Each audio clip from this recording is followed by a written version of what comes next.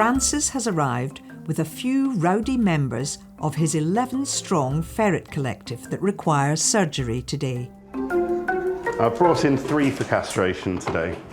So that's Hicks. This is Frost. And we've got a Hudson. I actually have 11 in total. I got 2, then I got another 2, then I put those 4 together. Next thing you know, I then got another 4. Once you pop, you can't stop with ferrets. They're so much fun. I mean, they're incredibly friendly. Today's triple castration is a job for practice director Vet Ken. The biggest benefit for the owner having their ferrets castrated is that it does have a slight effect on their behaviour. So when they're kept in a big group, it might help to prevent aggression between them. And there is a fringe benefit for owners too. The most famous downside of ferrets is that they're quite smelly. It's one of these things, I think there's a word, musty. It smells a little bit like a brewery or something like that. It's quite unusual. Morning, how are you today? Hello there, not too bad, cheers.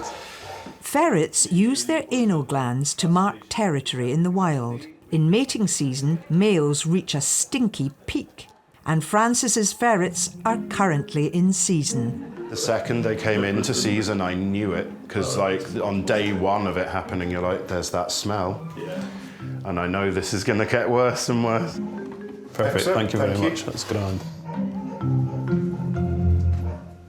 Vet nurses Caitlin and Michelle are on hand to help Ken today. One of the important jobs that vet nurses do for us is restraining animals, and it's a bit of a skill. I think I would generally rather have a veterinary nurse hold an animal for me than another vet hold the animal for me. I'm quite excited actually. It's not something that we get every day, so it's really interesting. First up for surgery is Frost. Michelle distracts the 2-year-old with a canny mix of tasty fish oils. They just love it. If you're wanting to check over a ferret and they're very wriggly, you just put some of this on the bars, not your finger, and they'll sit still and lick it. First, a calming sedative jab. Over there. There. Here we go. Easy boy. Well done. I know, it's just a wee bit tickly. Wait, what's your nose? That's you. Oh, he just licked me. Then Caitlin's anaesthetic gas. I think this is my first anaesthetic on a ferret. This is actually, I think, the first castration I've ever seen on a ferret as well. So it's it's quite interesting to watch. They do produce scent from their anal glands, Michelle. Yeah, so that's why I'm standing this side. Once Frost is out for the count, Ken can get going. If you can castrate a cat, you can castrate a ferret. Overall anatomy of that part of the body is actually relatively similar from species to species. And in 2 quick snips... Quite a big testicle.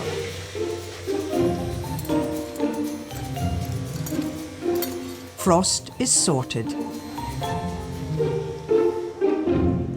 Back to bed.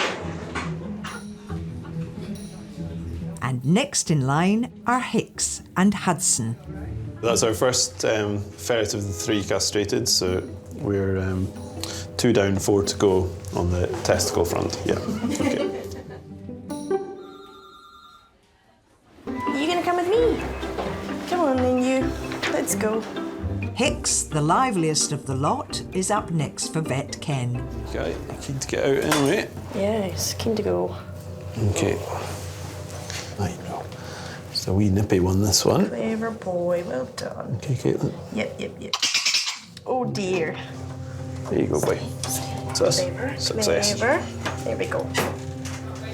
It's not complicated surgery, but there are risks attached.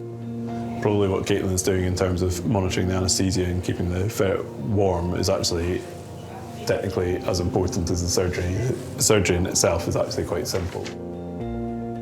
I always have a bit of concern when it comes to any operation with my pets, because with very small animals there's a slightly heightened risk that they won't wake up from the anaesthetic.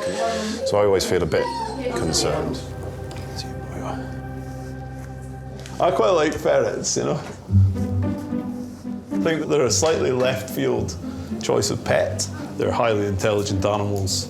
They're pretty sociable, and as long as you handle them frequently and they get used to people, they can be quite affectionate, I think. Hicks is one of 11 ferrets that owner Francis cares for.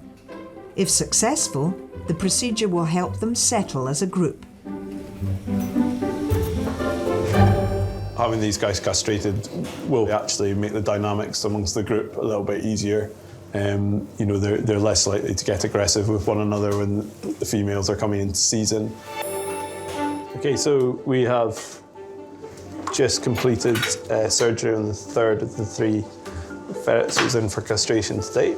So we'll get him cleaned up and through to recovery. Now the hope is that Hicks, Hudson and Frost will all awake from anaesthetic safely. We just got to watch them in recovery, so yeah, we'll wait till they're all up and about.